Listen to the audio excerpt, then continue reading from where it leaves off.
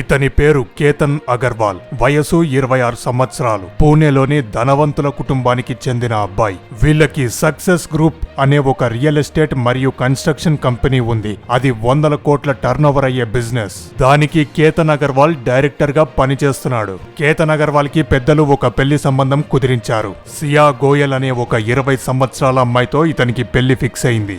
నవంబర్లో జరగాల్సిన ఈ పెళ్లి కోసం రాజస్థాన్ లో ఒక లగ్జరీ ప్యాలెస్ ను 17 కోట్లు పెట్టి బుక్ చేసుకున్నారు.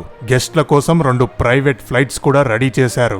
అంతా బానే ఉంది అనుకునే లోపు జూన్ 18న సియా గోయల్ బర్త్డే సెలబ్రేషన్స్ కోసం లోహాగఢ్ ఫోర్ట్ కి వెళ్లారు. అది చాలా ఎత్తైన ప్రాంతం.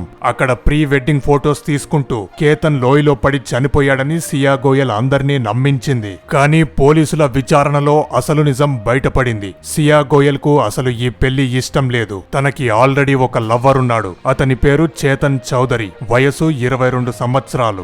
అతనితో కలిసి ఈ ప్లాన్ చేసింది. చేతన్ ఎవ్వరికీ తెలియకుండా ఆ ప్లేస్ కి సీక్రెట్ గా వచ్చాడు. సియా గోయల్, చేతన్ ఇద్దరు కలిసి కేతన్ అగర్వాల్ ని 400 అడుగుల లోయలోకి తోసేసి చంపేశారు. సీసీటీవీ ఫుటేజ్ ఆధారంగా అక్కడికి ఎవరు వచ్చారా అనే విషయాన్ని పరిశీలిస్తే అప్పుడు అసలు విషయం బయటపడింది.